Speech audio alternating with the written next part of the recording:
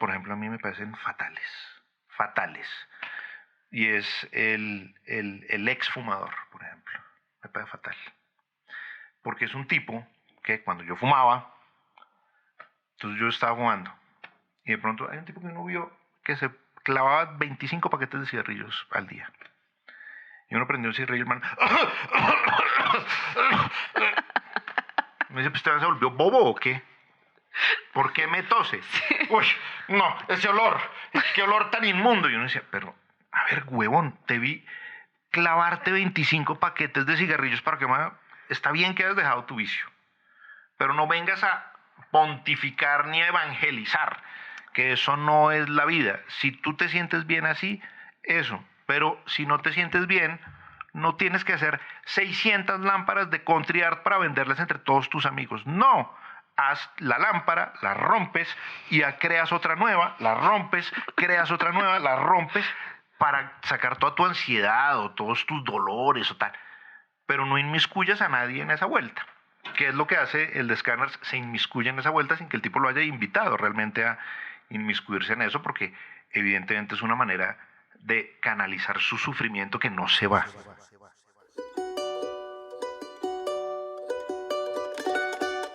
Hoy el invitado es Nicolás Samper, periodista, escritor, columnista y comentarista deportivo. Lo han escuchado en RCN Radio, en La Jugada, en Los Originales y en televisión en el programa F90 de ESPN. Lo han leído en Fútbol Red, en El Espectador, en Bocas, Soho y lo han visto hablar de fútbol como si hablara de literatura. Para mí, el deporte también es una forma de narrar el mundo según sus ojos. Pero Nicolás no vino solo a hablar de fútbol. Eligió una película de culto para hablar de sí mismo. Scanners, del director canadiense David Cronenberg.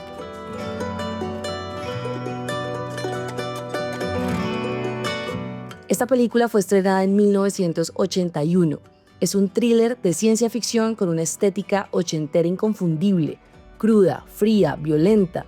En ella existen personas con poderes mentales, telepatía, telequinesis, capaces de controlar o destruir a otros con la fuerza de su mente. Una corporación intenta manipularlos, controlarlos y convertirlos en armas. Más allá de su historia impactante, Scanners se ha convertido en una metáfora sobre el poder, la marginalidad, la diferencia, la desobediencia, sobre lo que pasa cuando no encajas, pero tampoco te sometes.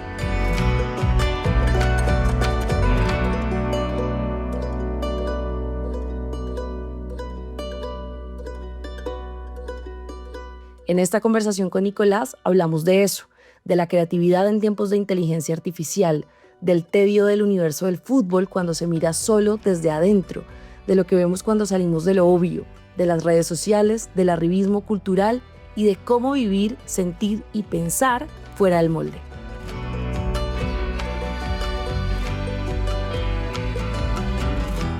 Mi nombre es Laura Camila Arevalo Domínguez, soy la editora del Magazine Cultural del Espectador. Bienvenidos a un capítulo más de El Refugio de los Tocados.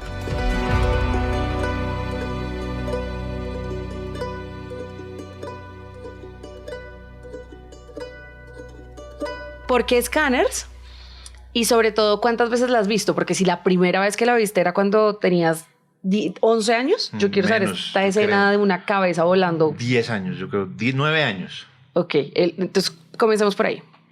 Pues la elegí un poco por eso, porque es como la primera película de gente adulta que yo veo. La primera. Y eso tiene que ver con que las crianzas eran distintas en ese momento. Yo no sé por qué en esa época mis papás iban mucho como a matrimonios y a showers, bueno, vainas de esas, y a mi hermana y a mí nos dejaban solos en la casa. Y me acuerdo que en esa época no había mucho de dónde alquilar películas. Había un sitio que se llamaba Betastar, que quedaba en la 78 con 12. Y entonces yo veía las carteleras del cine en el periódico, porque yo leía el periódico desde muy niño. Y yo vi esa imagen de Michael Ironside con los ojos blanquecinos y las venas brotadas. Y yo decía, algo tiene que tener esta película. Y entonces nos fuimos a alquilar, pues, alquilar una película, ¿no? Mi mamá nos llevó. Y entonces yo le dije a mi mamá, yo quiero alquilar esta película. A los 9 años tú no dejas que un niño alquile escáneres, pero mi mamá hizo un gran negocio. Entonces dijo, bueno, está bien, entonces alquilemos escáneres, pero entonces vamos a alquilar otra película. Entonces yo, bueno, pero esa la escojo yo. Listo. Usted ya escogió escáneres, ¿sí o no? Listo. Ahora yo escojo la película. Y era Bugs Bunny. Las aventuras de Bugs Bunny. Entonces, ¿cuál era el fin de eso? Mi mamá dijo, usted se va a ver, seguramente, véase primero la que usted escogió. Porque eso lo va a llenar a usted de terror. Apenas termine de ver esa película, usted pone Bugs Bunny. Para que no le dé miedo. Para que se le olvide eso. Y no esté llamándonos al matrimonio a jodernos para que nos devolvamos a la casa. Entonces, ese era un poco como el negocio al que llegamos con mis papás. Y así yo vi una cantidad de películas como de terror de esa época y de esas cosas. Entonces Scanners como que creo que es la primera película para adultos sin yo tener una edad para verla que vi. Y no sé por qué mis papás accedieron a eso. ¿Y cuál fue la primera impresión? ¿Te acuerdas? Terrorífica, pero terrorífica. Obviamente porque uno veía como te digo yo, el cartel con Michael Ironside así completamente transfigurado. Pero ya ver la película y ya entender una cantidad de cosas, por eso esa película yo se la he visto un montón de veces, pues uno no comprende bien un poco lo que ocurre al principio. Uno se queda más es como con las imágenes terroríficas, ¿no? Con la explosión de la cabeza, con esa capacidad, digamos, de los escáneres de joder al otro con su pensamiento. Entonces uno empieza a apropiar una cantidad de cosas de ahí, o el duelo final, que es absolutamente aterrador por lo que les pasa, se estallan los ojos de uno, del bueno, digamos. Y tú te quedas es como con esas imágenes. Bugs Bunny llega luego, pero cuando se apagan las luces, Bugs Bunny se va, Bugs Bunny se esconde y te quedas con Michael Ironside en tu cuarto. Claro. Y bueno, antes de que, o sea, ahorita estamos hablando como en obra gris, pero obviamente yo voy a hacer una introducción de esta película. Es del 81, que nos importa un pepino si hacemos spoilers o no. Sí, no, o sea, el que le hagan spoilers de la película del 81 sí que el colmo de los colmos. Exactamente. Entonces, estos son puede ser unos seres humanos que de repente tienen un poder, nacieron con un poder mayor. Y son telépatas, ¿no? Se comunican, digamos, a través de la telepatía, y no solo se comunican, sino pueden hacer daño. Claro. Y esa telepatía les hace mucho daño también, ¿no? Porque uno creería que escuchar lo que las otras personas piensan, pues eso es una delicia. Y resulta que no, que es enloquecedor. Entonces comencemos con el protagonista, que es Cameron, que es un habitante de calle, sí. Es un vagabundo que no es capaz de hacer otra cosa que alejarse de la gente para no enloquecerse, porque podía escuchar telepáticamente lo que pensaban, no podía escuchar su propia voz, ni siquiera la distinguía, ¿no? Es decir, su capacidad estaba nublada por los pensamientos ajenos. Exacto. Y como este es un podcast en donde yo quiero saber tú qué piensas de un montón de cosas, pues yo quisiera que eso tratáramos como de aterrizarlo como al hoy, ¿no? Y yo hice un paralelo entre lo enloquecedor que puede ser justamente como esta sobreestimulación que tenemos de lo que en teoría no está pensando la gente, porque no es que veamos mucho pensamiento ni nos sobreestimulen con eso, sino con lo que nos quiere mostrar la gente a través de las redes, pero también los medios, pero también el internet, pero también la sobreoferta. Empecemos agarrémonos de ahí y vamos viendo qué va saliendo. Ahí Cronenberg a mí me parece, y un poco yo ya cuando uno crece analiza mejor esa clase de situaciones, y Cronenberg era un absoluto profeta. O sea, viendo eso, ¿no? Porque en Scanners plantea la idea de un gran científico, es como Frankenstein, es una cosa así, porque es un científico que crea esos personajes telepáticos, que también, no sé, lo hemos visto en Los Niños del Brasil, que es otra película que vi yo en esos tiempos, que es con Gregory Peck y Sir Laurence Olivier, y habla de Mengele y sus experimentos en su momento. Y todo eso, o toda esa hechura de Scanners, tiene que ver con ciertas creaciones del hombre para alienar al hombre, ¿no?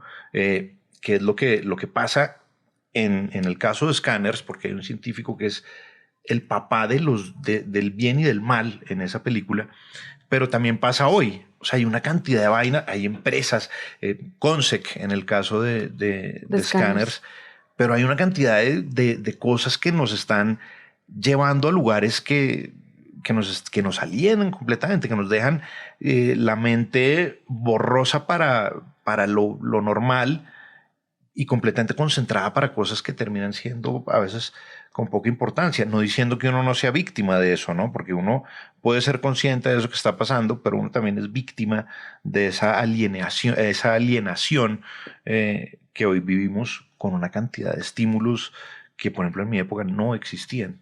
O sea, uno como que pienso que uno se divertía, como que la diversión era más, si se vale la redundancia, era más divertido antes. Como que tú tenías que echar más cabeza a las cosas, como que tenías que analizar. Necesitabas más imaginación. Sí. Que no es un asunto menor. Es que no entrenar la imaginación puede ser un problema enorme. Y yo creo que ese es nuestro problema actual. Y ahora lo que acabas de mencionar de lo que crea el hombre supuestamente para una evolución, un progreso, para facilitarse la vida, termina superándolo, termina sobrepasándolo y convirtiéndose en un arma, ¿no? Entonces, no sé. La inteligencia artificial. Exacto. Pongamos el tema de moda, como la inteligencia artificial, lo que se supone que tendría que ser una victoria para la humanidad, está convirtiéndose en su enemigo. De una derrota. Porque lo está anulando. En una derrota absoluta, de la creatividad. Entonces uno ve que la gente, para hacer un texto, a mí me gusta mucho escribir. Ajá. Y uno ve que la gente, no hice esto en ChatGPT, y uno dice, pero ¿y tu cabeza dónde está? O sea, ¿qué pasa con tu mente? ¿No sientes que la tienes que ejercitar? No, la verdad no. Pueden ser otros tiempos, puede que uno ya esté viejo. Yo concluyo eso porque para mí no hay ejercicio más enriquecedor que tú echar mano de la imaginación o echar mano de tu propia creatividad para construir algo. O sea, eso para mí es fundamental. Yo no podría vivir sin eso, pues. O sea, ¿eso te genera placer? Sí. ¿Y te parece raro que ahora eso como que se lo ceda, como que cedamos tan fácil esa capacidad de sentir placer o plenitud a través de la propia capacidad creativa o de creación? Ya eso no se ve como un desafío, sino como una carga, como la posibilidad de, pero es que me voy a gastar mucho tiempo en esto y yo ya no tengo tiempo. Pero ¿en qué estás gastando tu tiempo también, no? De pronto en mirar TikTok o en mirar Twitter o en mirar Instagram. Entonces, pues estás malgastando tu tiempo, que está bien. O sea, además también hay que malgastar el tiempo. No digo que eso sea un pecado. Hay que malgastar el tiempo. Pero ¿por qué no darle cabida al ejercicio de la creatividad un poco más? ¿Por qué le tenemos que dar todo para que nos devuelvan nada? Además, porque la creatividad que puede generar ChatGPT es una creatividad hecha en serie, en maquila. Tu propio sello parte de tu creatividad. Y yo creo que todo el mundo debe buscar en la vida un estilo, un sello, una manera de ser que sea unívoca, como los cantantes. O sea, tú oyes a Mick Jagger y tú sabes que Mick Jagger no es Robert Plant, porque él tiene un sello para cantar. Lo mismo Robert Plant. Entonces tú oyes a Robert Plant y sabes que no es igual a Van Morrison. Así. Todos tienen su propio sello, pero si nos convertimos, entonces yo quiero ser Mick Jagger y resulta que a mí la inteligencia artificial me ayuda a cantar como Mick Jagger. No estoy siendo yo, estoy siendo Mick Jagger. Tiene que ver con esta idea, creo yo, esta realidad en la que estamos conviviendo, en donde entre más productivo seas, se supone que más tiempo libre vas a tener, pero es una absoluta ilusión, ¿no? Entonces lo que puede hacer la inteligencia artificial, se supone, es adelantarte pasos o ahorrarte pasos, más bien. Pero ¿para qué estás utilizando esos pasos que te estás ahorrando, ¿no? Y la alienación de la que estábamos hablando, para que regresemos a Scanners, pues se trata justamente de eso, de que además nos logren disfrazar una herramienta como un mecanismo de poder y de control. Yo creo que estamos absolutamente controlados. ¿Tú lo ves así? Totalmente. Yo creo lo mismo. Nosotros creemos que tenemos el control de las cosas, pero en efecto no lo tenemos. Bueno, nunca lo hemos tenido. En realidad nunca hemos tenido el control de todas las cosas, pero ahora sí que menos. Ahora sí que siente uno que menos. Y eso se empezó un poco a delatar. Tiene que ver con la tecnología. Obviamente todos los avances tecnológicos tienen esa clase pero hoy yo creo que es mucho más arraigado ese sentido de pérdida de poder, incluso del criterio inteligente. Por ejemplo, mira, te voy a poner un ejemplo. Una tía mía que yo adoraba, que ya se murió, ella le mandaba unos mails Estoy hablando de los mails, que ya es una cosa que suena medio de modé. Los mails. Y le mandaban un mail. Cuidado, va a haber un terremoto el 31 de agosto. Yo un día ya mamado, porque además eran unos mails que a mí me tocaba llamar a la NASA para que descargaran esa cantidad de teras que mandaba ella en una presentación de PowerPoint. Y entonces... A la NASA. Entonces yo llamaba a mi tía y le decía, pero mira, no me mandes eso. No se han inventado la primera máquina que pueda saber cuándo hay un terremoto. O sea, por la leyenda del padre Margallo, la del 31 de agosto de un año que no diré, sucesivos terremotos hundirán a Santa Fe, que es un cuento bogotano. Que eso fue un cura que lanzó una maldición sobre Bogotá y que por eso se habla del 31 de agosto de un año que no diré. Y bueno, y ella me mandó que va a haber un terremoto el próximo, no, te estoy hablando del año 2006, o sea, hace 20 años. Y entonces tú después empiezas a ver y empiezas a darte cuenta cómo te mandan unas cadenas de WhatsApp en donde hay una cantidad de mentiras, pero que son mentiras que si alguien te las cuenta a ti, tú no las crees. Pero cuando las ves que llegan en el WhatsApp dices, hombre, imagínese esto tan terrible. Y uno dice, que eso es lo que yo hacía con mis tías, a veces con mi mamá. ¿De dónde sale esa información? Cuéntame. No me la mandaron. ¿Pero quién? Dime quién. ¿De dónde? De la raíz primigenia de ese elemento, ¿dónde está? ¿Quién te dijo eso? No, para ellos... es una verdad. Sí, sí, sí. En gente que además vivió la época en donde no había que rebuscársela de otra manera. Y hay gente que sigue creyendo esas cosas. Las elecciones de Estados Unidos con Trump, por ejemplo, el manejo de las redes sociales a partir de... Y se creen unas cosas que uno dice, miércoles, y aquí también, cosas que uno no entiende. Cosas que uno no entiende. Que el criterio, el criterio inteligente, por eso hablo yo del criterio inteligente, te demarcaría que cuando tú hablas con una persona, como estamos tú y yo hablando, si tú me dices eso a mí, yo te voy a decir, Laura Camila, aterriza porque tú estás en otra vaina. Pero cuando lo veo que llega de WhatsApp, curiosamente le doy una validez y una credibilidad que ningún ser humano tiene. Eso a mí me parece un ejercicio absolutamente absurdo, de pérdida de poder de nuestro propio criterio.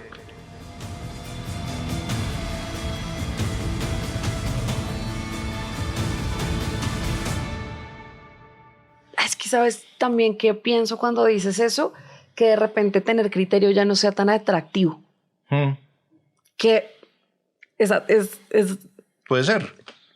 Pero es un asesinato contra tu propia capacidad de crear tu criterio, que no es nada menos que tu pensamiento, que lo que tú eres, porque es que lo fantástico, por ejemplo, de lo que estamos haciendo en este momento es que tú viste una película y yo vi otra y es la misma. Correcto. ¿No? Y yo te puedo decir, mira, no, Nicolás, lo que pasa es que para mí, lo que sea, esos ojos blancos me hicieron pensar en...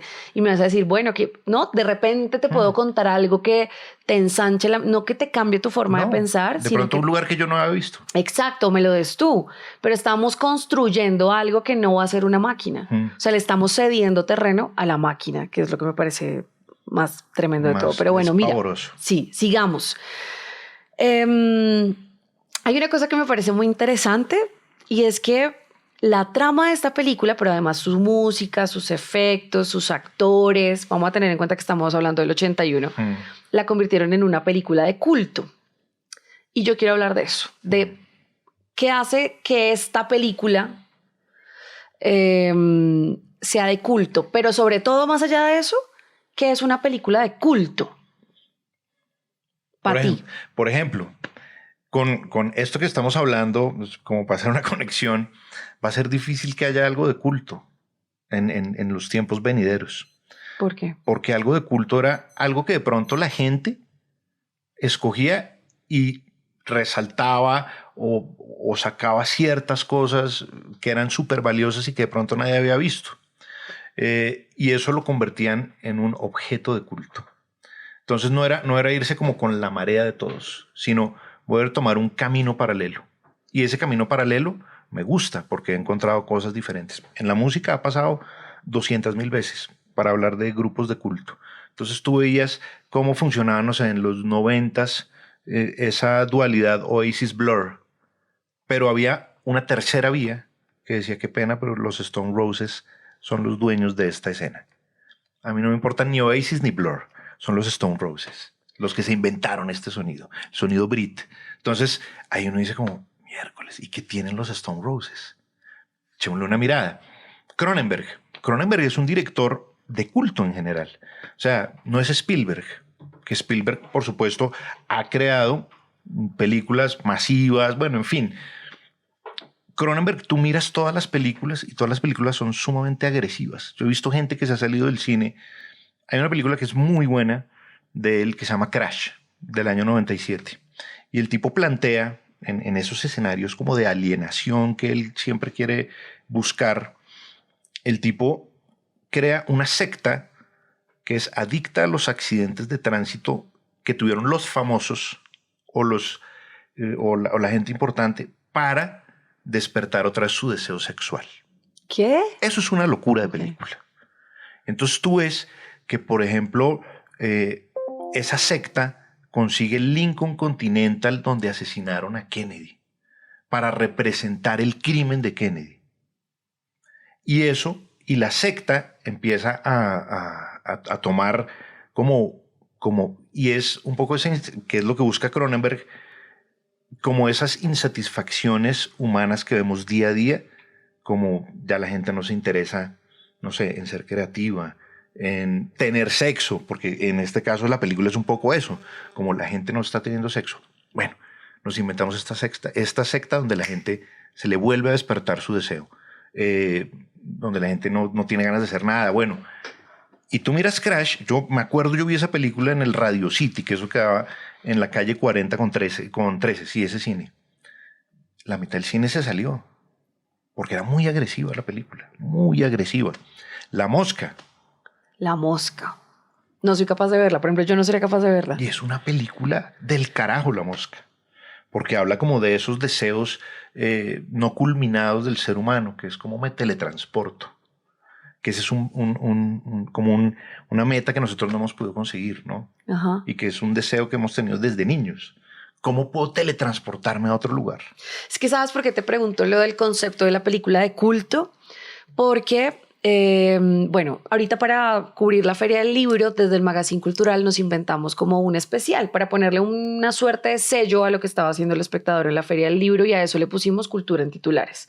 ¿Y qué quería decir esto? Que con cada autor que fuéramos a hablar, le íbamos a poner unas 3 preguntas adicionales para plantearle una conversación o una pregunta, y es la de ¿usted por qué cree que con una película o con un poema o con un libro de literatura, de repente yo sí voy a poder afinar un poco más mi criterio para entender por qué carajos es que Trump está tomando las decisiones que está tomando? Estoy haciendo una conexión que de repente puede que no tenga nada que ver, pero lo que nosotros creemos es que sí la tiene, porque en la medida en la que tú vas ensanchando tu mente y vas teniendo más herramientas para pensar en otro ritmo, por ejemplo, con lo que pasa con la poesía, pues seguramente tú vas a poder leer el mundo de una manera distinta y los contextos, ¿no? Pero pues tenemos que reconocer una cosa, y es que quienes estamos en el mundo cultural, pues de repente no hemos abandonado esa distancia con la que le hablamos a las personas que no están inmersas en esto sobre, por ejemplo, Scanners y una película de culto. Entonces, ¿qué significa una película de culto? Que me encantó lo que acabaste de decir, una alternativa del cine, sí, una propuesta nueva.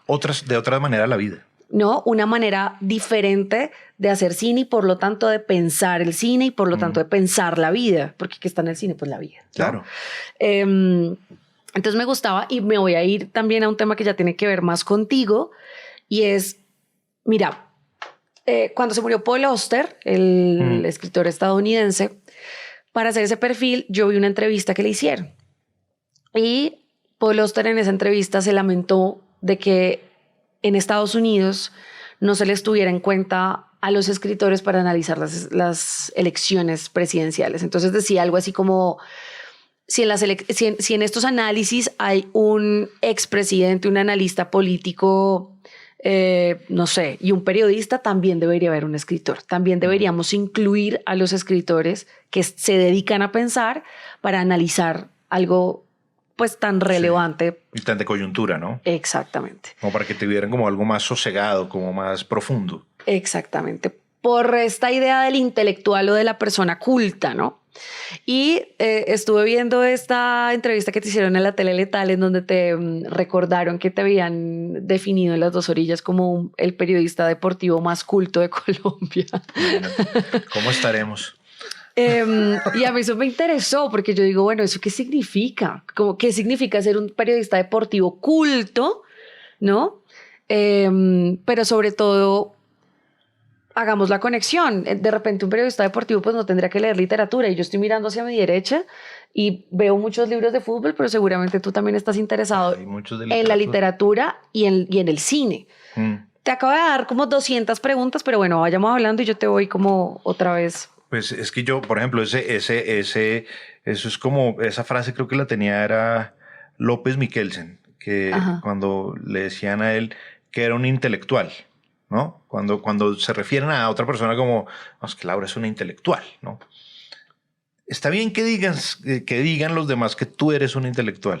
No está bien que tú digas que eres un intelectual. Eso es lo que decía un poco, en pocas palabras, López Miquelsen, que era un presidente que decían que ponía a pensar al país, ¿no? Eso era como con lo que cargó a su favor López Miquelsen.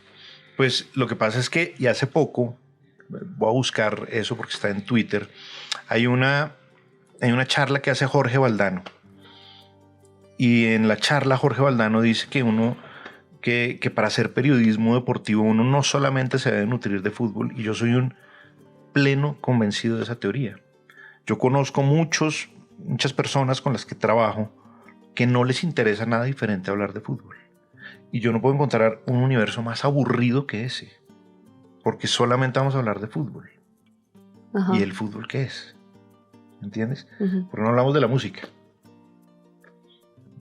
Si quieres hablemos de Agustín Lara, pero si quieres hablemos de Maneskin. Si quieres hablemos de... Bueno, de reggaetón no te puedo hablar porque no soy un versado para eso. Tendría que oír. Pero entonces hablemos de libros, hablemos de cine, y eso que los horarios a veces hacen que no tengas tiempo para ciertas cosas. Pero no te puedes olvidar que la vida no solamente te nutre de lo que trabajas. En tu caso, solamente trabajo en cultura. Entonces, ¿qué pasa? Si comparamos las fuentes, pero a mí también me ha tocado cubrir cultura. Sí, sí. Entonces, y no sé, por poner un ejemplo, Santiago Segurola, que es un periodista muy importante de deportes, él se crió siendo un periodista de cultura, un periodista que trabajaba en la fuente cultural. Entonces, Valdano decía, estoy como las mamás que le hablan a uno y abran una cantidad de paréntesis, Valdano decía, uno no solamente se debe nutrir de fútbol para hablar de fútbol, porque si usted se nutre de muchas más cosas, eso le va a usted a generar un universo tan rico para para hablar del fútbol, que es un fenómeno tan bonito, pero con todos esos ingredientes que usted tiene en esa receta le va a ayudar a ampliar sus maneras de ver. Claro, usted también, decía Valdano, puede hacer otros experimentos, como el chiringuito. Puede ser un periodista como el chiringuito, que es el periodista que grita, que putea, que dice barbaridades para que el rating suba. Bueno, son maneras de hacer las cosas, ¿no? A mí me gusta en ese caso hacer otra manera. O sea, yo creo que el fútbol, mi vida no se puede reducir solamente a ver fútbol, que bastante se reduce a eso, pero yo no puedo ser presa de eso solamente.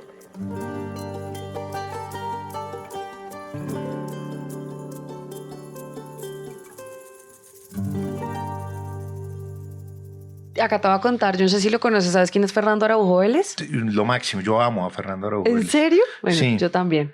Él era mi jefe. Sí, claro. Y entonces con él a mí antes de él, yo decía, uy, qué pereza. No, estos ya van a empezar a hablar de fútbol, entonces yo mejor me voy, porque yo acá además no puedo decir nada, pues nada nuevo, ni voy a entender nada, ni nada. Pero resulta que me empecé a dar cuenta de que este hombre hacía unas analogías entre el fútbol y la vida, sí, que a mí me empezaron a parecer muy interesantes. Por ejemplo, la mirada de los directores técnicos, ¿no? Y su método para entrenar a los equipos. O la disciplina que puede tener un futbolista para entrenarse, qué sé yo. Pero yo lo que creo entonces es que, por ejemplo, si Fernando Araujo Vélez, que es un hombre que sabe mucho de fútbol, y tú también, se nutren de la literatura, empieza a entrenarse eso que estábamos hablando al principio, que es la imaginación. La creatividad. Y la creatividad. Entonces, si de repente hay un contador que es experto en su campo, pero se lee una novela o va a ver una película que no tenga que ver nada con contaduría, una cosa diferente, pues va a poder empezar a hacer un montón de conexiones que hace el cerebro cuando justamente tiene todas estas herramientas apoyadas en la imaginación. Porque es que lo que creo es que estamos convencidos de que la comunidad creativa solamente es la de los artistas. Exacto. Y no, todos somos creativos y todos estamos en capacidad de crear. Entonces me encanta eso que hacen bueno, te voy a contar acá otra anécdota. A nosotros nos gusta hacer perfiles. Y nos fuimos a la casa de una mujer política muy visible. Sí. Y entonces le empezamos a mirar la biblioteca. Y ella tenía este pedacito de libros de literatura y el resto eran libros sobre administración, negocios, todas esas cosas. Y en ese momento pues, nos pareció normal. Bueno, sí, no, pues usted seguramente lo que quiere ser es presidenta, entonces pues esto es normal. Y salimos a conversarlo con Fernando y dijo, ¿sabe que no estoy de acuerdo? Porque usted en la literatura comienza a comprender a la condición humana. Y adivine qué hace un presidente. Adivine, toma decisiones, ¿es para quién? Claro. Entonces, no, la literatura no es un asunto exclusivo para los intelectuales o la gente que se dedica a pensar. La literatura es para los seres humanos que quieren comprender un poco mejor o quieren ponerle palabras a eso que sienten y no entienden, ¿no? ¿O tú qué encuentras en la literatura? Lo que pasa es que eso también tiene unos problemas de base que son el cierto arribismo para quien tiene la opción de la cultura, ¿no? Y eso pasa también con las fuentes culturales y con los periodistas culturales. Así como a veces los periodistas deportivos tienen la arrogancia de decir, es que yo sé que el 4-3-3, el 5... como si estuviéramos curando el cáncer, ¿no? Y realmente es lo menos importante que pueda pasar. Tú debes saber si un equipo juega 4-2-3-1 o 3-4-3. Eso no importa, es simplemente una lectura del juego, ya. En el periodismo cultural muchas veces pasa, y yo creo que todos hemos sido víctimas de eso, creo que es un proverbio chino, es que no me acuerdo cómo es, que la comida obligada se convierte en medicina. Ese es el proverbio. Como cuando a ti te dan brócoli a la brava, pues a ti el brócoli te vas a dar a cacho el resto de tu vida. ¿Por qué? Porque se convierte en medicina. A remedio, ¿no? Sí. Claro. Y por ejemplo, cuando uno lee en el colegio, entonces yo, por ejemplo, tengo ese recuerdo. Entonces, vamos a hablar de Doña Bárbara, de Rómulo Gallegos, ¿cierto? Sí.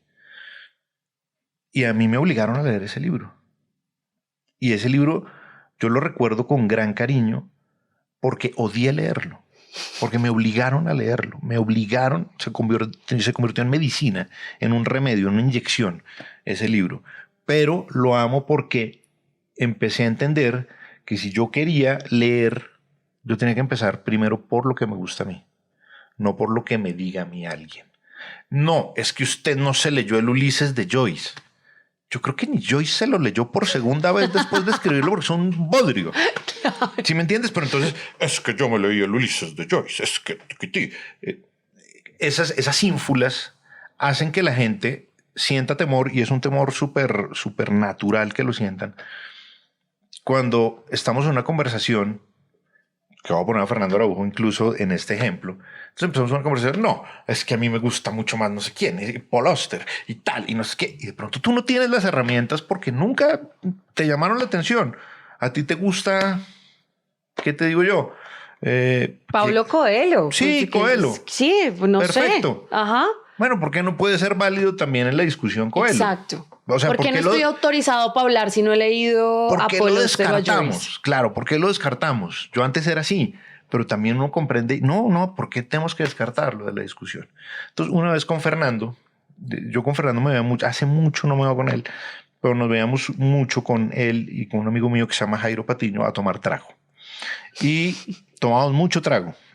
Y entonces me acuerdo, él vivía en la calle 60 con Quinta. Y una vez estábamos hablando y él me contaba que estaba con unos periodistas del Espectador más chiquitos que él, porque él es un tipo que es muy, muy maestro, ¿no? Le gusta mucho enseñarle a la gente. Y entonces Fernando, sin muchas herramientas, porque a Fer le gusta Rafael y bueno, como Nino Bravo, esa música. Sandro, eso. Y entonces me decía, oye, yo estaba en una discusión que yo me sentí como un imbécil. Entonces yo le dije, ¿por qué? Y él así todo como refunfuña, que parece un gato enchipado, todo bravo. Entonces decía, porque estaba en una pelea. Yo me acuerdo, un chino estaba hablando que los Rolling Stones eran mejor que los Beatles y el otro decía que eran mejor los Beatles que los Rolling Stones y estaban ahí en ese ping-pong disparándose y yo era como en la mitad como diciendo, y yo no sé qué decir, ¿no? Fíjate, a Fernando, que es un tipo que uno lo admira por su cultura, el tipo no sabía qué decir en ese momento. Entonces yo le dije a Fer, él tiene muy mala memoria, yo espero que se acuerde de esto. Y entonces yo le dije, ¿sabe eso cómo se soluciona? Usted saque un autor o un cantante de culto. Que no sepan ellos. Y bótelo sobre la mesa. Y se los tira. Entonces usted lo que tiene que decir es, cuando los oiga en esa pelea, usted dice, ustedes obviamente, así con burla, como él es burlón, ustedes evidentemente nunca han oído a Van Morrison. Y se va. Y entonces yo le dije eso, acuérdese, Van Morrison, que es un gran cantante, a mí me encanta. Y entonces después nos volvimos a ver para tomar trago y yo, ¿qué hubo? ¿Cómo le fue? No, pues esos chinos quedaron todos, ¿qué? ¿Van Morrison? ¿Quién es Van Morrison? Y él se fue, no dio ninguna otra explicación. ¿Viste? Él quedó como un gran intelectual y no, lo que hizo fue acabar una discusión pendeja. Listo, así de fácil. Exacto.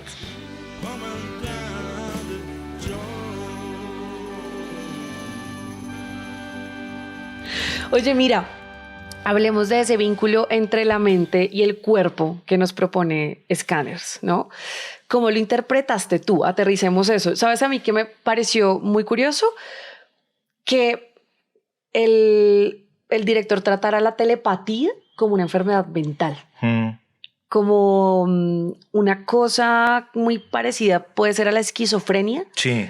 Que se trataba con un medicamento.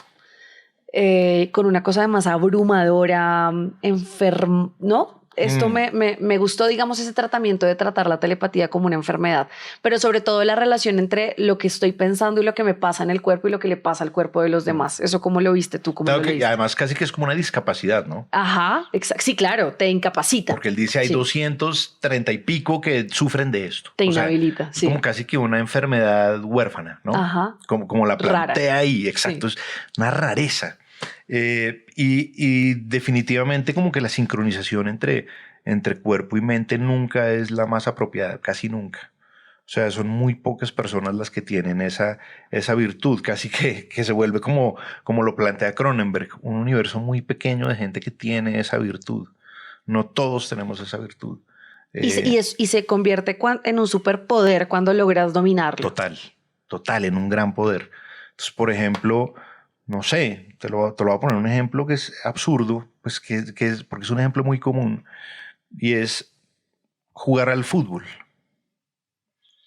Yo hablo de fútbol muchas veces al día, pero yo soy el peor jugador de fútbol de la historia, porque lo que piensa mi cabeza nunca va a tener repercusión en lo que hace mi cuerpo. Hay un cortocircuito ahí. Y es un cortocircuito que tiene la mayoría del mundo. Por eso hay unos muy pocos, como Scanners, que tienen esa gran virtud. Messi, Maradona, Cristiano Ronaldo, Cruyff, Zidane. Es una minoría escasísima la que tiene esa ventaja, pero también en otros ámbitos, no sé, Nureyev, que tienen esa conjunción entre mente y cuerpo. Nadia Comaneci, no sé, son muy pocos los ejemplos, Fred Astaire, son muy pocos los ejemplos que uno ve en donde exista una conjunción perfecta entre alma y cuerpo. Actores que son actores físicos, no sé, Peter Sellers. Eso no existe, eso no es tan común encontrarlo. Entonces esos tipos, en vez de plantearlo como lo plantea Cronenberg, que lo plantea como una inhabilidad, son tipos elegidos, absolutamente, elegidos en cada una de las cosas que hacen. Michael Richards, no sé, en Seinfeld, que era un tipo que se sometía a un actor de método fortísimo, que para hacer ciertas maniobras ponía en riesgo su físico y no le importaba, porque sabía cómo manejar su físico de tal manera que no se hacía daño. Un actor que no tenga esa conjunción, por ejemplo, no lo puede lograr. Hay una obra que me vi hace poco que se llama La obra que sale mal. Ay, sí la he escuchado. Ajá. ¿En el Nacional? En el Teatro Nacional de Castellano. Sí. Es una obra magnífica, me parece muy divertida, pues. Ajá. Y hay un actor que es muy bueno, yo no lo conocía, se llama Jair Aguzado. Y el tipo ahí en esa obra hace mucha comedia física. Entonces su primera entrada a la tarima, el tipo sale corriendo, se pone de rodillas y se resbala por el escenario. Y se va resbalando y se cae al público. Y se da un totazo salvaje.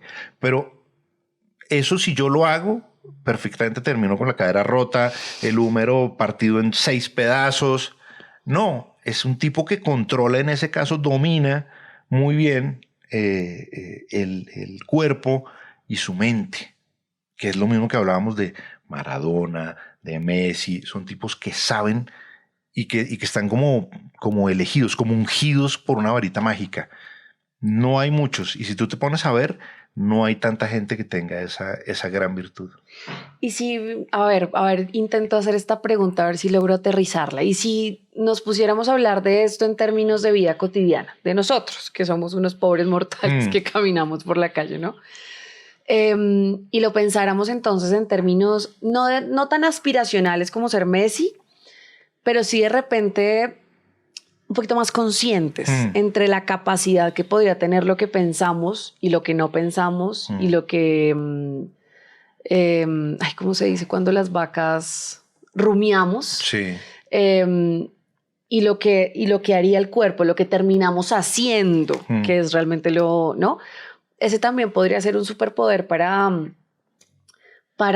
pues yo lo pensé así, ¿sabes? Como cuando yo veía la película decía, bueno, realmente aquí lo que yo estoy entendiendo es la gran capacidad que yo podría tener al gobernar un poquito más. Cuando me escuche a mí, deje de escuchar todos los estímulos por fuera, ¿no? De repente ahí podría ser una pilota. ¿Se dice pilota? Piloto. Sí. Pilotiza. De mi cuerpo. No, mentira, no sé. de mi cuerpo, por lo tanto, de mis acciones, por lo tanto, de mi destino. O estoy hablando mucha carreta. De pronto sí. Porque por ejemplo, los defectos incluso te pueden ayudar a tener un dominio. Es como, por ejemplo, cuando se habla de los ciegos o de los sordos, que son tipos que, claro, les falta un sentido, pero para poder vivir tienen que desarrollar los otros que les quedan mucho más que el resto del mundo. Eso también es un superpoder. Y lo puse en un caso extremo, ¿no? De alguien que no ve, okay, o de alguien que no oye. Pero lo puedo poner en casos distintos, en casos cotidianos, como lo que tú me estás planteando. Y es, por ejemplo, bailar. Ok. Yo soy un monigote bailando. He mejorado mucho, ojo. He mejorado mucho con la edad. Pero para mí hay cosas que mi cuerpo no controlaba. Entonces era muy difícil, no sé, a los 15 años, tú, sobre todo, y yo insisto, porque esta es una etapa en donde tú, por ejemplo, no tienes control de nada, que es la adolescencia. Es una etapa en la que uno físicamente es muy feo, pero muy feo. Y las mujeres han caminado ya como unos 4 pasos más adelante que tú en su desarrollo. Entonces una mujer de tu misma edad parece que te llevará 10 años de ventaja en la vida. Entonces uno, midiendo 1,11, porque uno es un idiota en la adolescencia, tú mides 1 metro con 11 centímetros, pero calzas 42 y tienes una nariz del tamaño que la tengo yo hoy, pero a los 15 años vas a sacar a bailar a una mujer que es más alta que tú, que ya está absolutamente desarrollada, y vas a bailar y entonces empiezan a pasar una cantidad de cosas que tú no controlas. Entonces te empiezan a sudar las manos Entonces tú empiezas a pensar, Dios mío, no me pueden sudar las manos, no me pueden sudar las manos. Uno quisiera hacer escáneres, ¿no? Como, que no me suden las manos, que no me suden las manos. Y se secaran las manos y quedaran como si fuera arena. No, no, al contrario, se te convierte en una laguna las manos cuando vas a tomar a la mujer. Y claro, ese asco, ¿no? De sentir el sudor y esas cosas que nos dan asco a esa edad, que son como las cosas que nos hacen humanos, ¿no? Realmente. Y entonces tú ves que eres un fracaso bailando, por ejemplo, y no terminas haciendo nada. Ese es un momento muy difícil, en donde tú no tienes control ni de las cosas que te pasan, ni de tu físico, no hay ningún control de nada, no tienes criterio ni para vestirte, nada. O sea, es una etapa muy amorfa. Pero cuando vas creciendo, te das cuenta, y esos son como valores que uno va adquiriendo como con el tiempo, te das cuenta que, bueno, de pronto el no bailar se me puede convertir a mí en incluso una experiencia más divertida para, no sé, para poder sentarme a hablar con una mujer y conquistarla, ¿no? Ya no me importa que me suben las manos, porque ya soy grande y ya me vale huevo si a la vida le gusta o no que me suben las manos. Pues si no le gusta, pues ya me mame 200 rechazos por eso. No, mamá, el 201 no me va a pasar nada, pues. Pero digo, uno va cambiando como su forma de ser cuando uno va creciendo. Y ya cuando yo creo que ese también es otro gran poder que no sale en Scanners, pero sí es un poder gigantesco que yo sí creo que, ahí sí lo digo sin falsa modestia, creo que lo tengo, y es decir que no, para mí es un gran poder. Decir que no te aguantas algo, que no te gusta algo. Así todo el mundo se te venga encima. A mí no me gusta. Voy a poner un ejemplo, el helado de papa criolla. Y resulta que a la humanidad le encanta el helado de papa criolla. Tú dices, a mí no. A mí no. Me parece asqueroso. Pero ¿cómo se le ocurre que...? A mí eso me pasa con Fito Páez. ¿No te gusta? No me gusta. Y me sentía bastante mal porque a todo el mundo le encantaba y era como raro que a uno no le gustara. Y ya puedo decir con tranquilidad que no me gusta Fito Páez, no me gusta. ¿Y a ti no te parece que eso es un poder gigantesco? Absolutamente. Me te sentí más liviana. Claro. Sí. El decir que no es la liberación absoluta del ser. ¿A ti qué no te gusta que sea muy popular, que a la gente le guste? El reggaetón. ¿No te gusta? No, si digamos, dependiera de mí preservar la especie, levantándome una mujer, digamos, si ya en tiempos en los que lo podía hacer, con el reggaetón, no habría manera. El vallenato no me gusta, por ejemplo. Y podrías, supongamos que tu esposa, vamos a hacer una hipótesis. Sí. Supongamos que tu esposa no es, que tú no tienes esposa. Sí. Mejor. Exacto. Sí. Y conoces a una mujer que te gusta mucho, pero esa mujer no tiene ni idea de fútbol. Sí. Tampoco sabe nada de periodismo, tampoco lee literatura y le encanta el reggaetón. Pero ella de su mundo sí sabe un montón. Sí. O sea, son absolutamente opuestos. ¿Tú podrías convivir con esa mujer? Perfectamente. ¿Por qué? Porque no creo que tenga que reñir el tener objetivos distintos en la vida. Yo no creo que eso riña. Incluso, yo no sé si sea atractivo o sea fácil, digamos, vivir con una mujer que le gustara el periodismo. Entonces me dirá, oiga, pero este lead está mal escrito porque así un momentico. Como título de mal, ¿no? Oiga, sí, le puedo haber echado más cabeza a este título. Y uno es como, pero bueno. O de pronto, no, pero uno dice, a mí me gusta el fútbol solo. Okay. O sea, a mí no me gusta verlo con gente. Puede ser Jaguares Patriotas o puede ser la final del Mundial. Nacional. Sí, okay. A mí me gusta ver eso solo. Porque no me gusta que haya gente que me opine. ¿Me entiendes? Eso, por ejemplo, es muy aburrido. Entonces, que de pronto tú estés sentado viendo el partido y de pronto que la gente te empiece a opinar. No, es que sabe que a mí no me importa. Quiero ver el partido. Quiero estar concentrado en ese hecho. Me gusta concentrarme en eso. Entonces, imagínate, por ejemplo, una esposa que le encantara el fútbol y dijera, no, pero es que eso no fue fuera de lugar, qué pena, ta. Y uno diciendo, eso después hablamos de eso. Por favor, quiero ver cállate. el partido. Quiero ver ya el partido. No quiero hacer nada más. Quiero ver el partido. Le gusta el reggaetón y a mí no, bueno, pues tampoco nos va, no se convierte como en una talanquera o en un abismo que no me haga convivir con alguien, ¿me explico? O sea, yo creo que no hay nada lo suficientemente fuerte, pues salvo que sea una persona que haya asesinado a 35 personas y las tenga emparedadas en su casa, que me haga pues no reflexionar sobre la posibilidad de compartir la vida con alguien que tenga un gusto distinto. Ok, mira, cerremos con esto.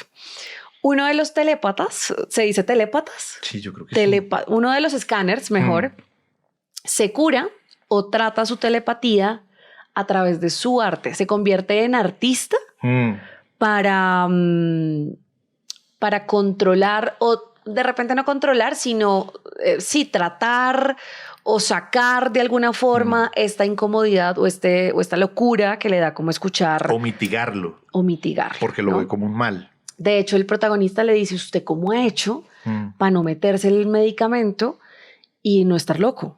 Y le dice, con mi arte. Y entonces alrededor hay un montón de esculturas y tú ves las esculturas y es un claro reflejo de lo que está pasando en su cabeza. Mente, claro. ¿Ah? Pero así la saca. Y a mí eso me pareció súper poderoso. Yo lo único que te quiero preguntar es, ¿tú qué pensaste cuando viste esa escena y esa solución además a esa enfermedad?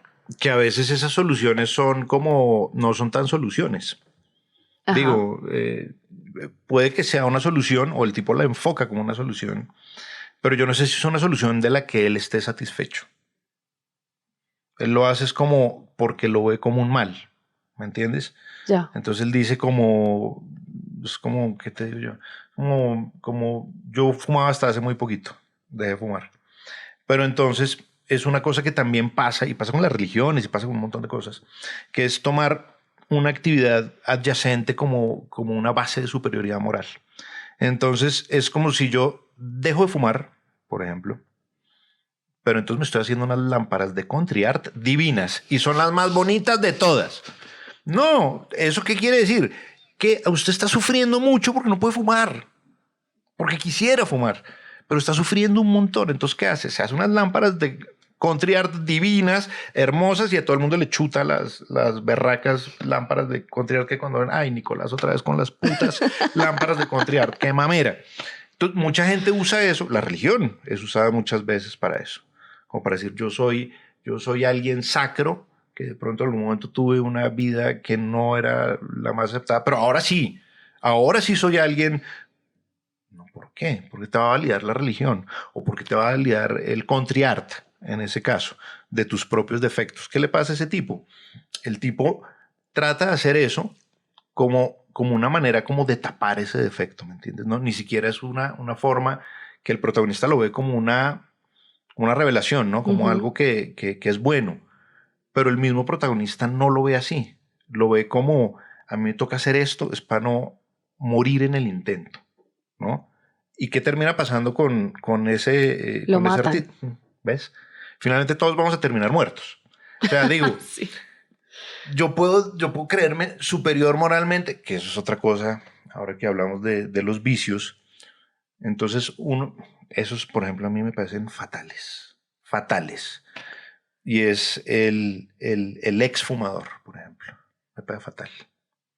Porque es un tipo que cuando yo fumaba, entonces yo estaba fumando. Y de pronto hay un tipo que uno vio que se clavaba 25 paquetes de cigarrillos al día. Y uno prendió un cigarrillo, hermano. Me dice, pues, ¿te se volvió bobo o qué? ¿Por qué me tose? Sí. Uy, no, ese olor. Qué olor tan inmundo. Y uno decía, pero... A ver, huevón, te vi clavarte 25 paquetes de cigarrillos para que está bien que hayas dejado tu vicio, pero no vengas a pontificar ni a evangelizar, que eso no es la vida. Si tú te sientes bien así, eso, pero si no te sientes bien, no tienes que hacer 600 lámparas de country art para venderlas entre todos tus amigos. No, haz la lámpara, la rompes y ya creas otra nueva, la rompes, creas otra nueva, la rompes, para sacar toda tu ansiedad o todos tus dolores o tal. Pero no inmiscuyas a nadie en esa vuelta. ¿Qué es lo que hace el de Scanners? Se inmiscuye en esa vuelta sin que el tipo lo haya invitado realmente a inmiscuirse en eso, porque evidentemente es una manera de canalizar su sufrimiento que no se va.